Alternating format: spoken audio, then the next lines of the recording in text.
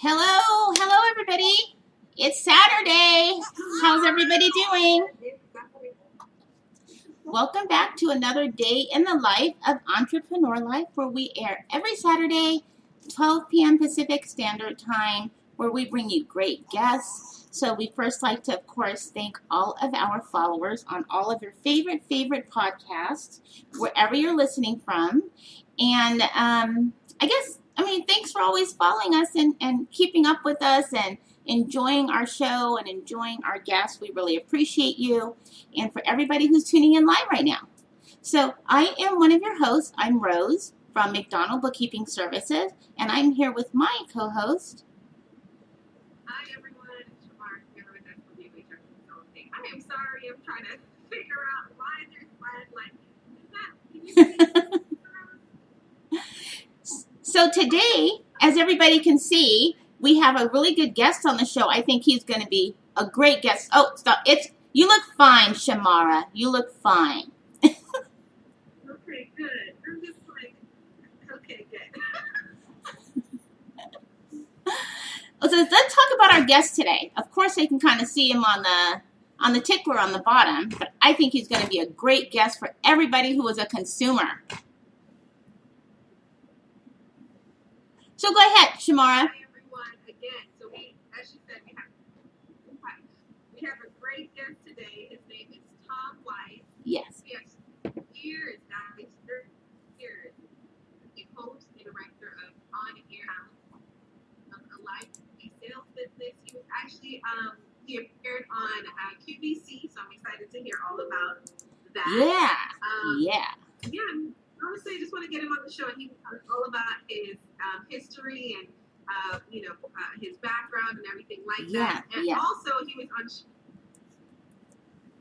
chief of production for Kevin Harrington, so I'm excited to hear about Shark Tank as well. I'm excited to hear about everything, because if you are a consumer, you should be tuning in.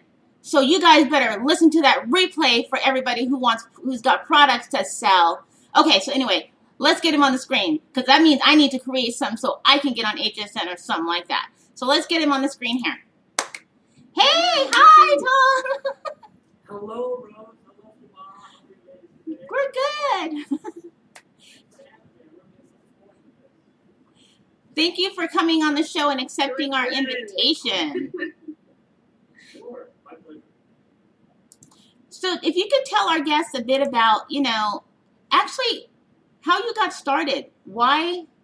I mean, I want to show people the product you have, because actually I've seen it before, but how did you get started? How did you know this is what you wanted to do? It was crazy. Since we have a little bit of time, I'll give you what I think is an interesting story. I took a radio class when I was living in Chicago. I was born in Chicago. And I took a radio class, and I always wanted to be on the radio. I always liked the idea of being a talk show host or something, right? So fast forward, I'm living in St. Petersburg, Florida, and I'm working selling office equipment with my sister.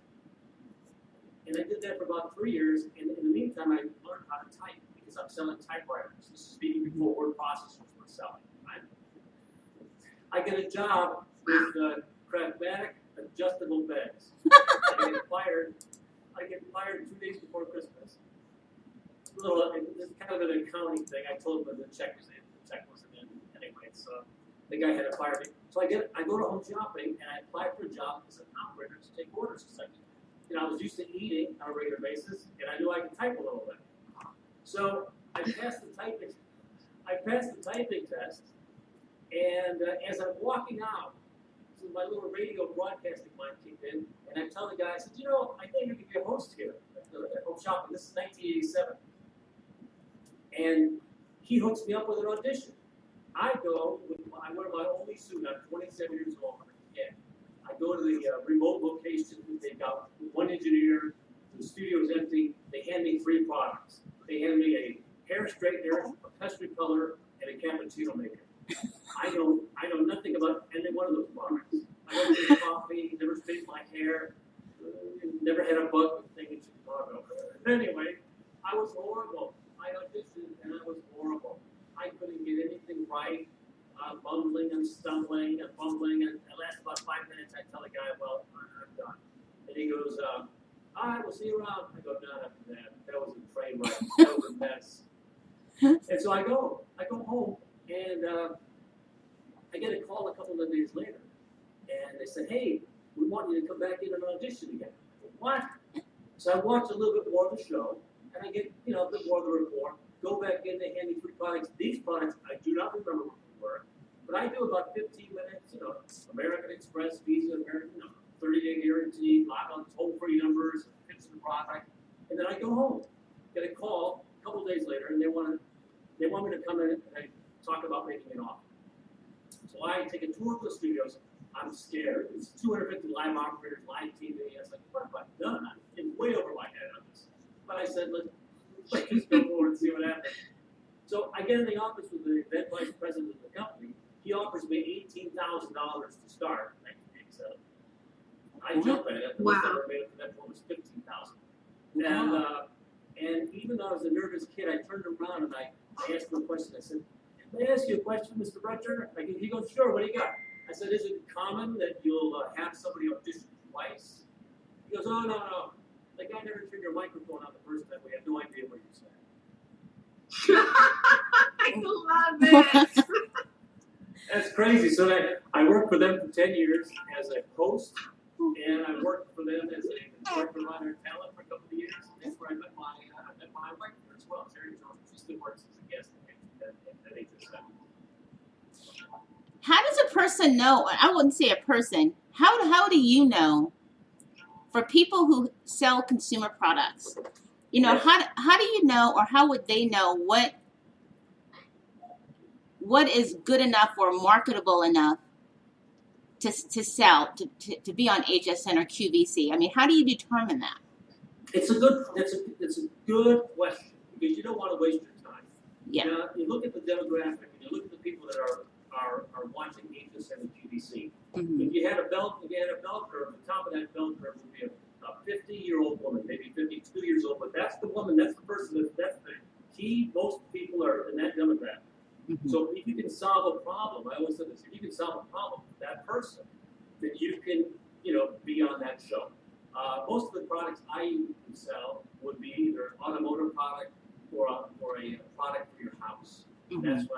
That's what I became a vendor over the years. After I was hosting for 10 years, I worked with Kevin Harrington, the Shark Tank guy, for about 3 years. We were producing infomercials, and then I became a vendor for. Look at that! And then I became a vendor for HSN, and this is my latest invention, the carry cart. But if you can solve a problem, it's a perfect household item. Everybody at some point needs to move something. Moving a couch, moving a refrigerator. You're going in and out of an apartment. You live in the country. You live in downtown.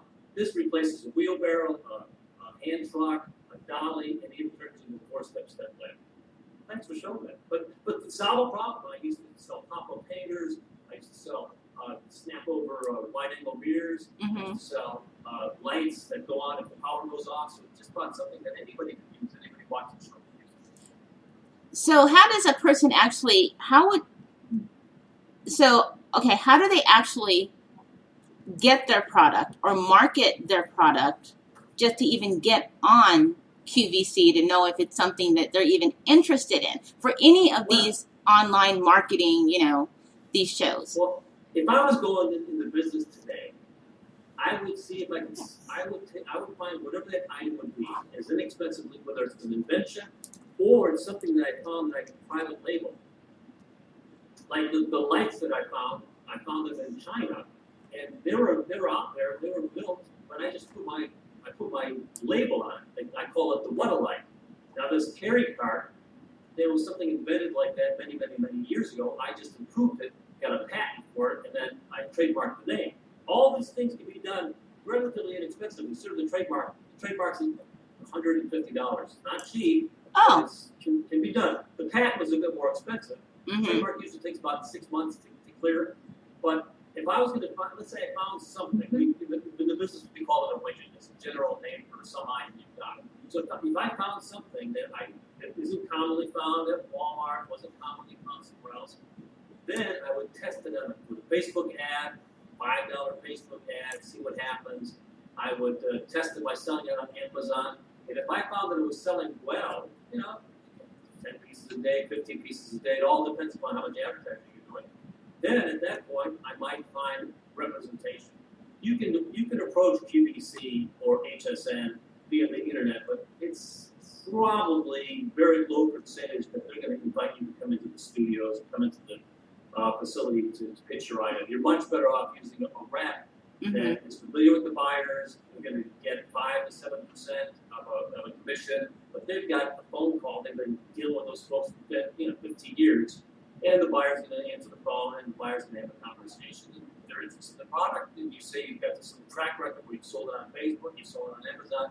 You've got a good chance of selling on HSN or QVC because they like products. The new products is the lifeblood. You're doing them a favor by bringing them something new that the customers want. You're helping them. Is it a required? Go ahead.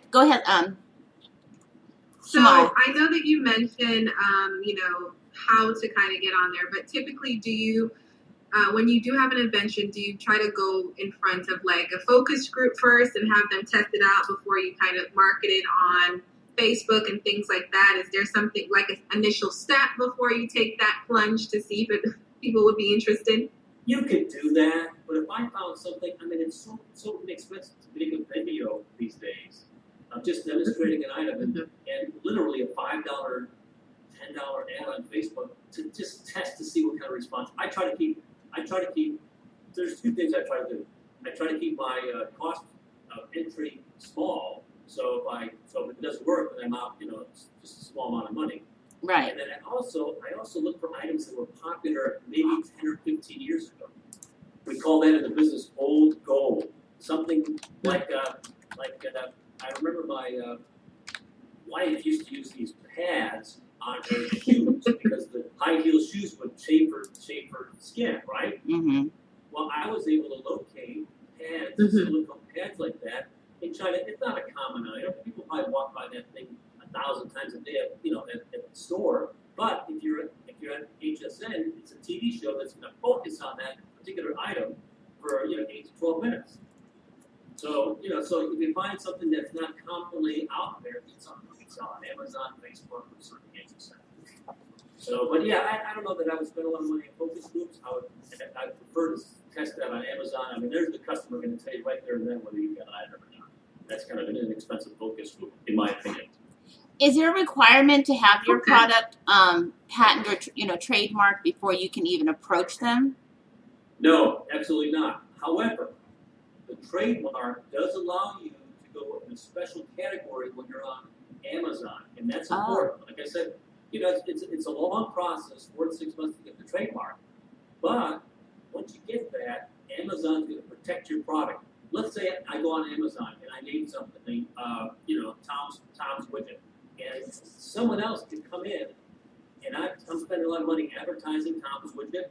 Somebody else could come in and use Tom's widget as a search item to sell their item. So somebody comes on Amazon, types in Tom's widget, it's going to redirect the traffic to his website rather than go to my website. But if I've got the trademark, then they're not allowed to use my trademark as a way to drive traffic to their website. So it's an inexpensive protection, and it also you're starting to build a brand. It could be Tom's widget, because I did Total Visor, Total Hanger, Total Mirror. So I did a whole total thing, and I did what a ladder, what a light. So you kind of keep the thing going for your products. I also like to check to make sure that the website is available. I advise you to create a name like What a Light. No one's ever heard of What a Light. So now that name's going to be available on the website. Now I can go ahead and get a trademark, not worthy that a lot of people have that name. And that's why we have carry cards kind of named funny. I couldn't just get CARRY. Right. That website was long gone. Right. So now I've created a carry card. And then I said, well, Carrie's kind of an interesting name. It's kind of a man's name or a woman's name. And Carrie is also kind of an Irish name. And it does 4 things, 4-leaf clover. And you got 4 items, 4 different ways that the card does. So I incorporated the name, the clover, the card. So it was something to hang my hat on. Is there a minimum quantity that, like, if you were to get to the point of being able to present your product on either platform, whether it be HSN, QVC, or any of those other types of I guess you would say they're consumer shows. Yeah. That's Or a good Amazon. question. That's a good question. Amazon, there's no minimum. You could have 4 of something in your house, ship it out of your basement or whatever, and that's fine with them. So they don't care. So that's why I would test on Amazon. Same thing for Facebook. Nobody cares. As long as you can fulfill it, that's what they're going to care about.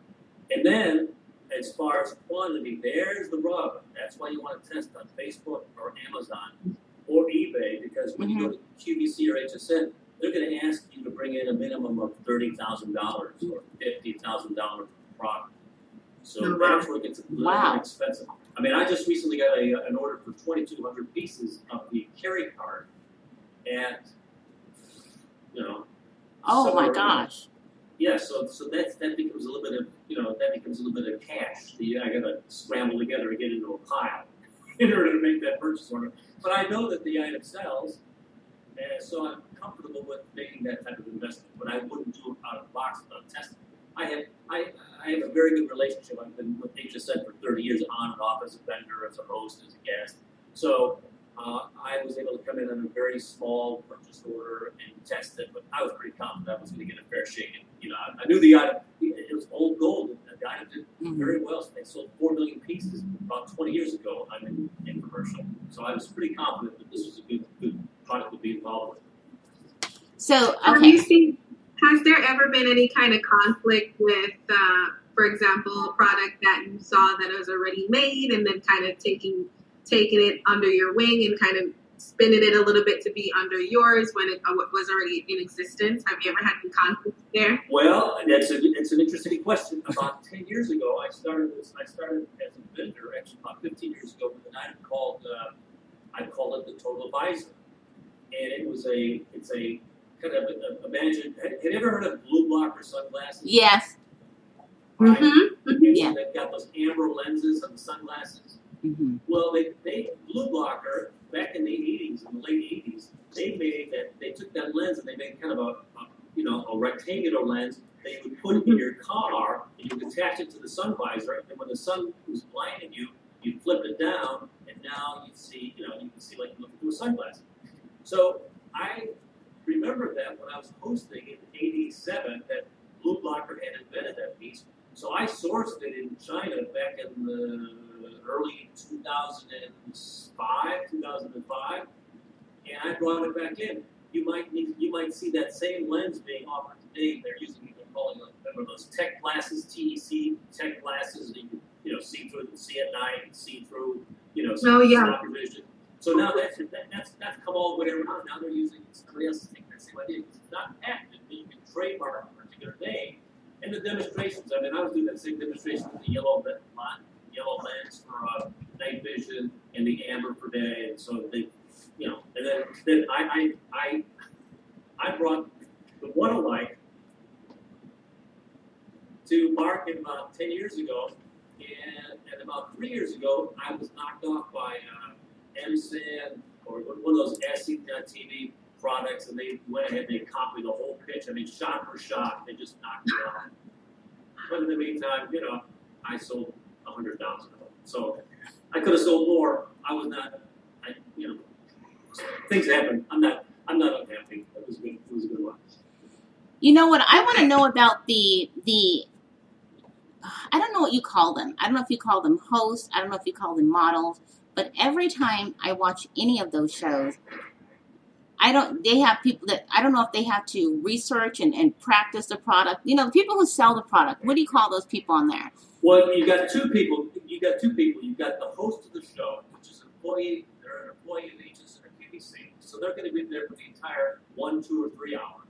So they're going to, they're going to be the moderator of the show. Right. And then they'll shuffle in guests. The guests usually stay for anywhere from 8 to 22 minutes. If it's a celebrity, they may stay for 3 hours, depending upon how many products they've got. Like Tony Little. Tony Little's a friend of mine.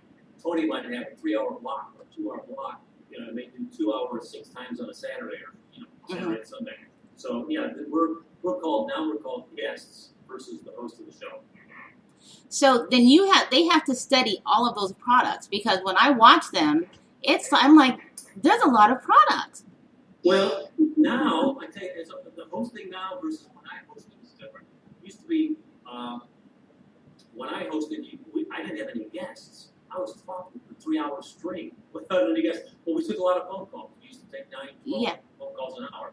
And then we had a little description pop up on a computer screen that, but we just sat behind a desk. We weren't up and about. We just sat behind a desk like a newscaster. Right. We made a little description, and we took a couple of phone calls and then sell it the weekend. Now, hosts they familiarize themselves with the product during their off hours. But if you're an old pro, a lot of these items you've seen before, they rotate, there's a variation. They also all have little blue cards that they'll read as they bring in the guests. And so they'll actually have a description of the product, and then they probably met with the guest before the show, and the guy's going to talk about what hot points are, what the demonstration is going to look like. But he's got information, the guest has got information, so they don't have to be experts on it. They just have to know how to guide and get the control over to the guest. Okay. You probably don't want to say what this is, but I'm going to ask it. I won't answer any question. Is there something on there where someone's got a product and you're just like, are you kidding me? They really want us to like sell this, to promote this? You know what? I mean, there was a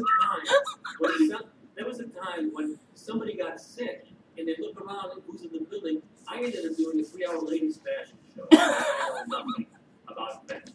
So it was like the ladies were putting up with this nonsense, but they weren't going to take it on a regular basis. You don't want this guy, just saying, "Oh, this is figure flattering," because I think that everyone should.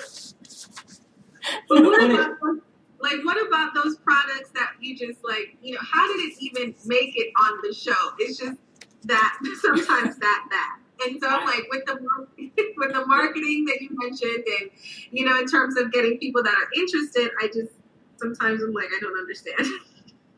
Well, they try. These days, it's a lot harder to get something on that's just absolutely bad because it goes through so many processes and it's so much of an investment. But back in the old days, you get some pretty quick stuff. One of my favorite stories is a friend of mine, Larry Mussey, was the host of the show. Very popular host, very funny, and you get people just coming to watch to see what he's going to do next. So he's taking a phone call, and he can barely hear the caller that he's talking to. She sounds horrible. And Larry goes, Marge, what's going on? You sound like you got your head in a bucket. And she goes, Larry, this is the phone you told me to buy last week. They finally delivered it. So yeah, it was a phone that Larry told her to buy. It was horrible. I love it. And then there's one. Most of these people are dead now, but I'll tell the story. Way back in the old days, if you kick back enough money, you'd get your item on the show. Just like back in the radio, back in the record days, if you delivered a new record in 1962 with some drugs, the guy's going to stick it on the radio. Anyway, these diamond bracelets were of very, very bad quality, and I was at a huge meeting with the vendors, a huge meeting with the buyers, and the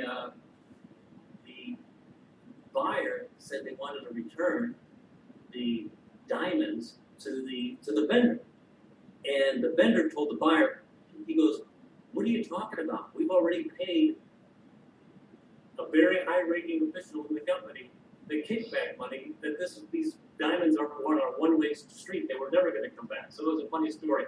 He named somebody who was very, very high up in the business. And everybody was like, that guy's taking kickbacks. That guy's a millionaire many, many, many, many times over. But he was still interested in getting kickbacks so the diamond bracelets would come back. So who guarantees the products? Like, what if I went in there with an eye cream? And because I've seen Shark Tank, we don't really all know what happens behind the scenes, but I can say, it does all this stuff. Because we buy stuff on social media all the time and get it home and be like, this is bull. And so this is not what yeah. So what happens when you get your product on there and so I get my product, how does that affect like Amazon or QVC or because are they guaranteeing the product or absolutely. All those companies, all those platforms will readily return anything in 30 days and maybe a lot more. They their relationship with the customer is primary, and their relationship with the vendor is secondary. So I've had crazy people want to return things. I sold for a time way back when, not iPhones, but iPods. Remember iPods? Yes, yes. 20 years ago? I got hooked up on a deal where I was selling iPods for a friend. I became the vendor of record. People would return old ones. People would return empty boxes. HSN doesn't care. They're taking it all back. So what would you say the difference is of trying to get a product on Shark Tank versus on HSN or QVC? Well, that was my question. So yeah, I'm excited to hear. Shark Tank is a little bit harder because Shark Tank, part of their deal is entertainment. They're going to want to get they might get some crazy guy just because he's nuts to get him on show because he's entertainment. And they may even look for products that they're going to reject because you spend your life savings on this, and so, so somebody might have legitimate products, but it's not entertaining. Well, you're boring, and you're whatever. We got 22 of you guys already, but we want somebody nuts instead. So you may or may not get on Shark Tank for a lot of reasons, whether the product is good or not. I mean, I tried to get on Shark Tank myself, and they said no. I mean, I got to the second level. I talked to the producer. I submitted a tape. I mean, the carry card, I think as a product would be viable, would be fun. I mean, I do a little stand-up comedy. I've been in the business for a long time. I think I might be an interesting person to have on Shark Tank, but they said no for whatever reason. So they never tell you the reason. They just say no. That's fine. But QVC and HSN, they want to make money. They want to be successful. So they don't. So it's like whoever's the best, you're gonna get yourself to the top. I was on the other day on HSN selling I'm looking for a sample. I don't have it here. It's a cup call. It's a cup that you put inside your, inside your car, and this holds your cell phone. I mean, you've seen something like this, but they priced it very low. They priced it for under $20, and we sold out 1,800 pieces in 2 shows, and they were on the phone that afternoon getting more. And then I'm back on the air this Monday night at 11 o'clock to sell more of them. So if something's selling, they don't care who it is, where you're from, let's just get them on the show and start selling more stuff. Is there any type of product that will not be considered? Well, they'll pretty much try anything. They've even sold, spirits, wine, things like that. I remember when I was a young man, I was the director of On-Air Talent. No, I was a network sales manager before I was the director. And they were selling lingerie in a closed studio. And I'm 29 years old. And the guy, vice president of the company, put me in charge of making sure everything was in place before they go out on TV.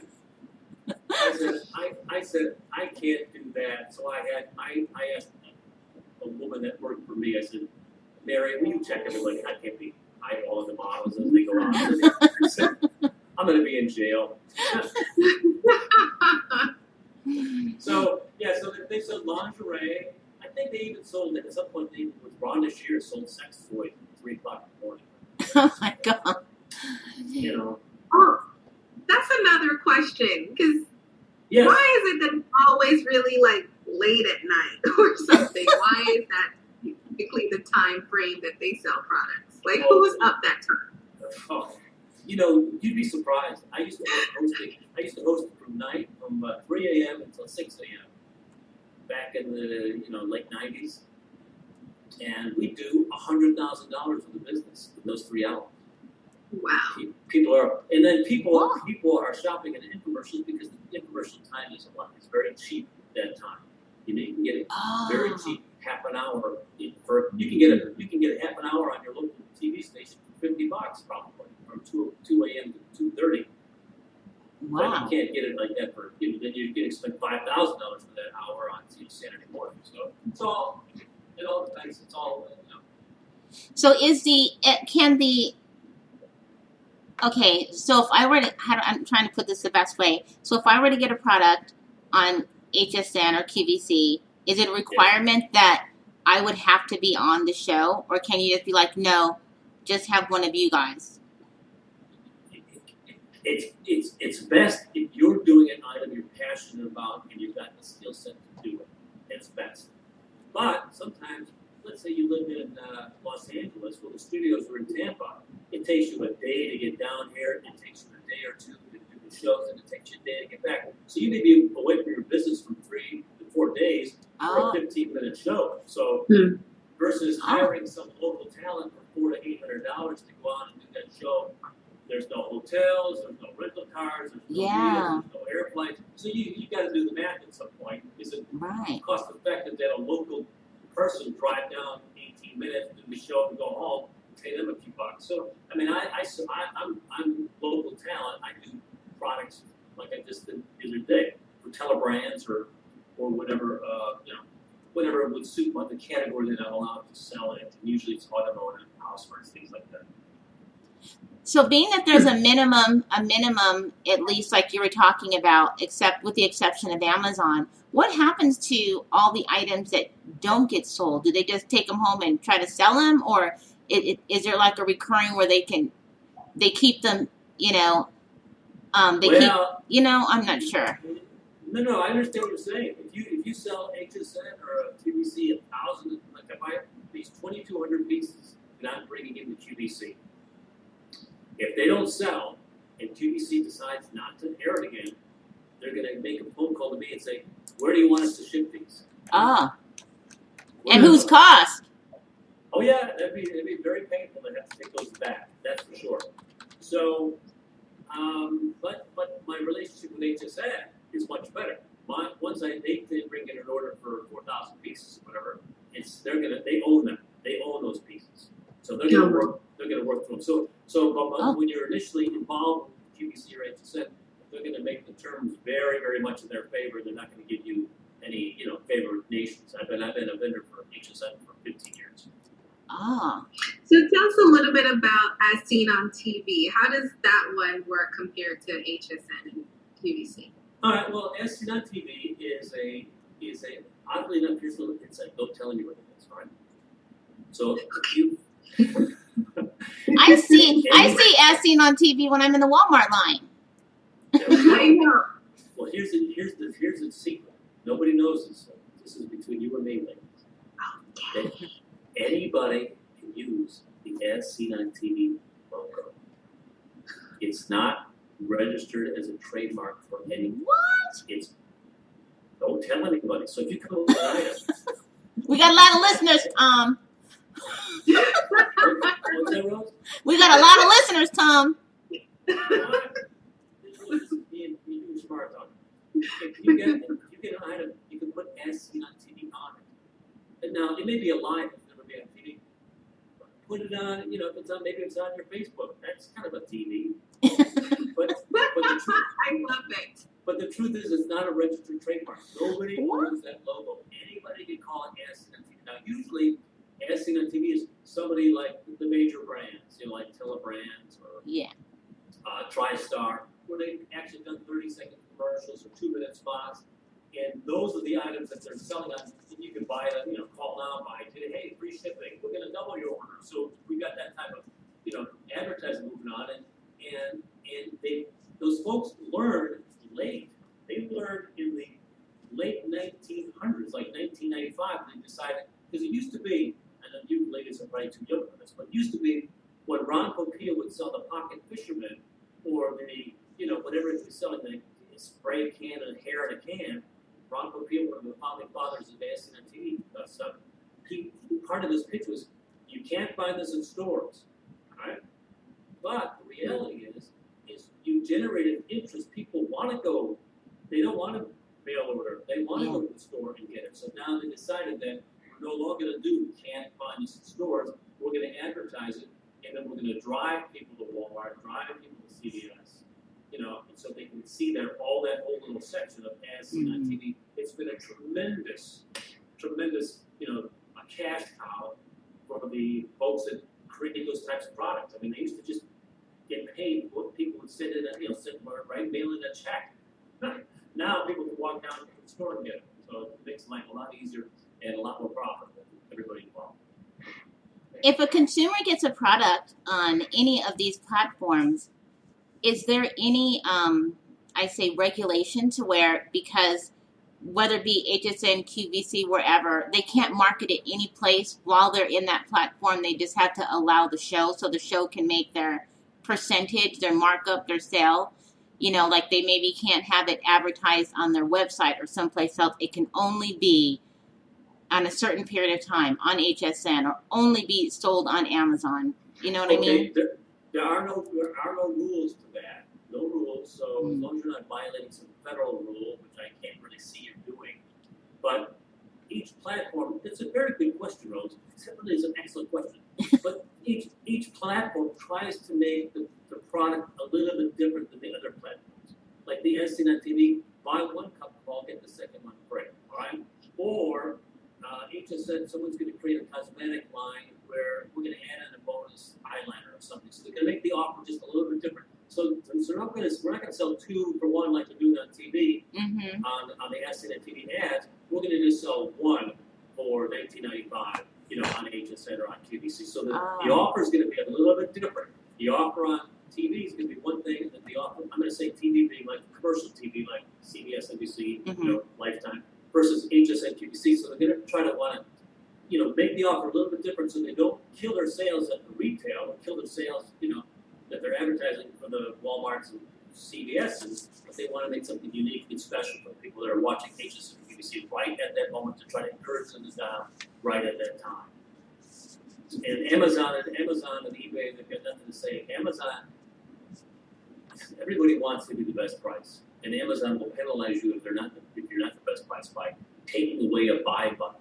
Really? Well, yeah. If you put your product on Amazon and you're not the best item, you become one of many. Like, click here to find out where you can buy this item. Versus, click here to put this item in your cart right now and get your best price.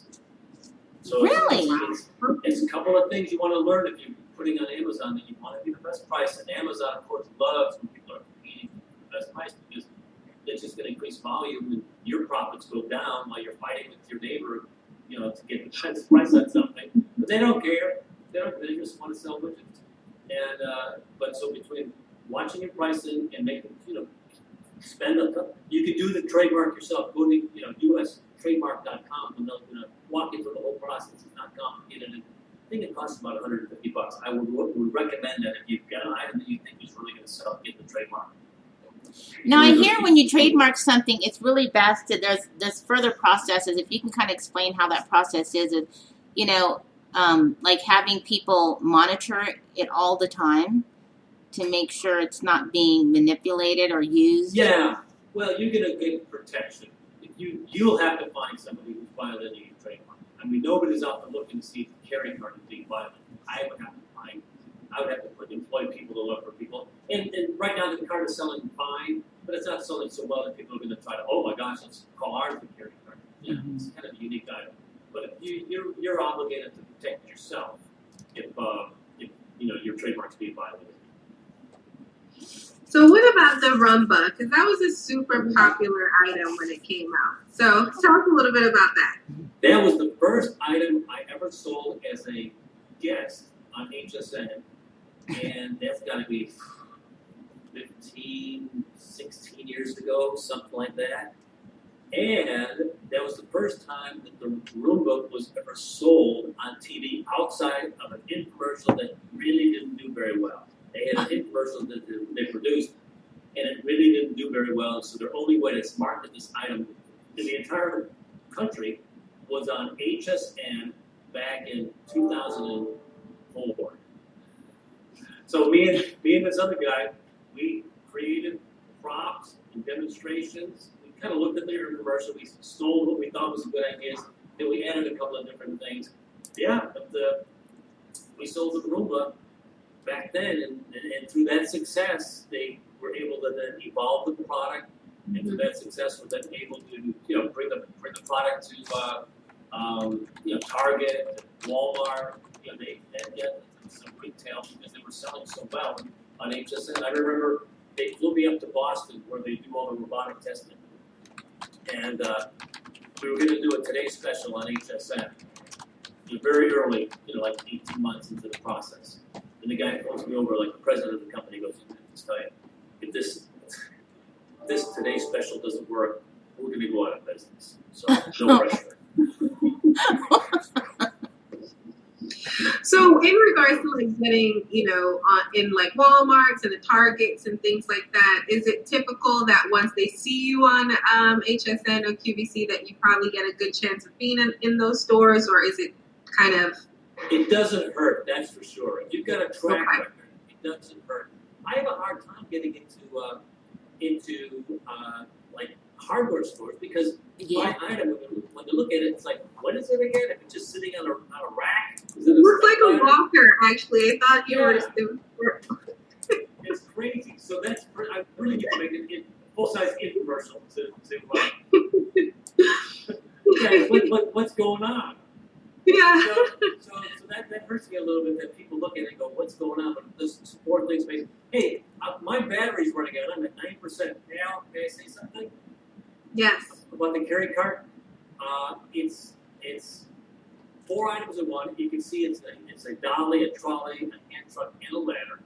And if you go to carrycart.com, ladies, I've created a coupon that all your viewers and listeners can save $50. Still get free shipping and handling. This is the best deal in the country. Oh. Use coupon code Rose and Shamara. What? Yeah, use Rose and Shamara. And save $50. Coupon code. Okay, so 3 words: Rose and Shamara. I love it. But if people move 11 times a year. They move 11 times in their lifetime. You're moving in and out of dorms, you're moving in and out of apartments, condos, whether you live on the beach or you live out in Texas. You got a lot of land. You use this to replace a wheelbarrow, a dolly, a trolley, and a... No, I love it. The one, perfect. I love it. That was me pushing a car. I put 4 of them under a car, and I pushed the car. Wait, what? We need to play one of these video commercials, Rose. Yeah, go down one. One more. There we go. Hit the button, and then you'll see me push the car. We put a 2,400-pound car on 4 carry carts. If it can handle this workload, it can certainly do any job that you've got in store for it. Look at this. Ah, I'm rolling the car. That's crazy. That was nuts. that's pretty cool. No. So how much pounds or tons or whatever can it hold, really? Oh, well, I conservatively say 400, but that was 600 pounds of tire. But that car weighs 2,400 pounds. So I've got, I usually demonstrate it with Home Shop about 500 pounds of cement.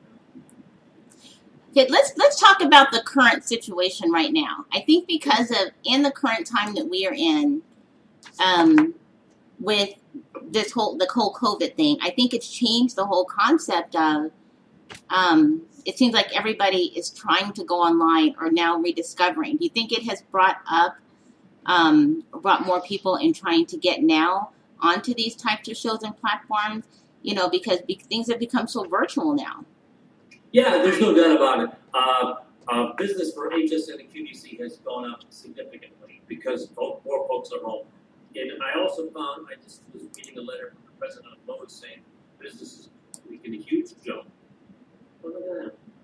Business is taking a huge jump because people, the few times that you do go out, you're going to go to those at home stores and bring some stuff home and start moving the house while you're sitting around trying to avoid getting sick. I think you can press that button. I don't think that button is in video or any audio.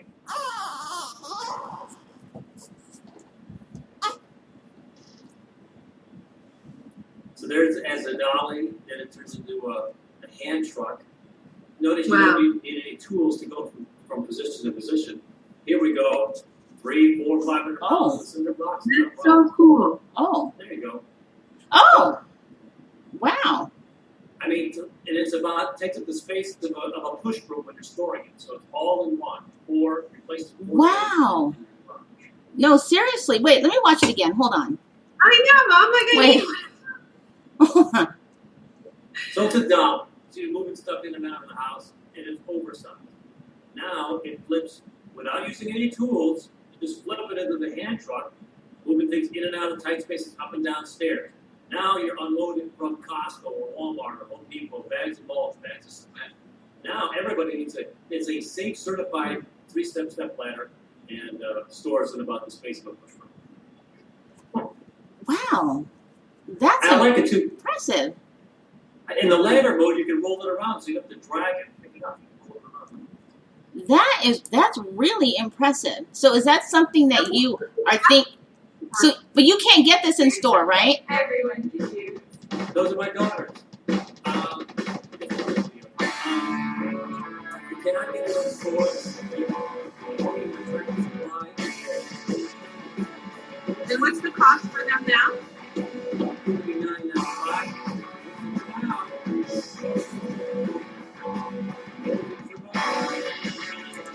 I'll put it down in the truck myself. No, that's a pretty handy tool. Okay, I'm excited to hear about any other inventions that you may be like working on, or maybe you can't tell us yet because someone might steal your idea. Well, Do you have anything like that? I'm thinking about putting a wheelbarrow dump on the back of that cart, so you can drag it, fill it up with dirt. Oh my, Dump on yeah. it, where it would snap on the frame. I'm also thinking about at some point upgrading the wheels, that they would be kind of oversized rubber wheels for crazy terrain. But that's on the future. I mean, you've got a great car here, but there's a couple of improvements that I'm thinking about. Probably be a couple of years before I get there. Which is actually a great idea for people who do home improvement, like ourselves, because we have to go and get a freaking wheelbarrow. Yes. Yeah, I mean, think about it. You put 3 bags of 50 pounds of cement in a wheelbarrow, and all of a sudden, you're having a hard time balancing it. That's 3 bags. I'm putting 500 to 600 pounds of cement. You can press those buttons. There's no audio. You can put 500 to 600 pounds of cement on a carry cart, and it balances easily. Oh, those are my good-looking legs. There's my boy. That's your son? There's my son. This is the model I hired for the day. She's very popular at HSN. So you're loading from Costco or Walmart. Bags of salt, not me. There you go. Wow, I have to say that's really impressive. Yeah, thank you very much. I want to see this one too. I've been working on it for about 5 years. Wow. So, it becomes one of those handy all-in-one type of things that you'll use, 15 times a year. You're not using it every day, but to unload, move things around, quick little step ladder, and, I'm very happy with how it came out. Very simple, great. So was this something that you designed yourself, that you had to come up with the configuration design and then find the suppliers to help manufacture? So for someone, how do you give them like navigating through that kind of process? Yeah, that's a good question. I was just about to ask that. I improved an existing out of the original patent for that idea going back to the 1800s. I saw something similar about 20 years ago, and I thought it was time to bring it back. Old gold, right? But I improved it. I made it heavy duty. I made it ANSI certified, kind of like a safety certification, so it doesn't tip while you're using it as a ladder. Mm-hmm. I improved made the steel a little bit heavier, so it can take more pounding. And the question about sourcing is, I use. Are you familiar with the website Alibaba? I've heard of it. Yeah. Alibaba is a great resource to see if what you're thinking about has already been manufactured. So, if you got a great idea, don't go get patents and whatever. Just go to Alibaba and see if they make it already. Or go to Amazon and see if they make it already. If you want to get something made, like my buddy was talking about making something. I forget exactly what it was.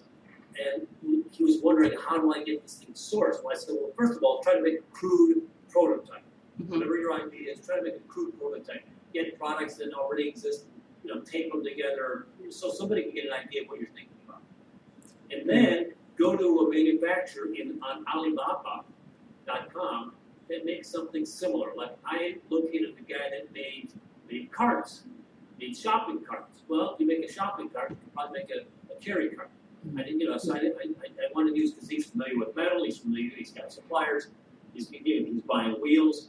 So I used that guy. He never made a carry card before, but I sent him a sample of what my idea was, and then he was able to construct it, and we moved forward from that point.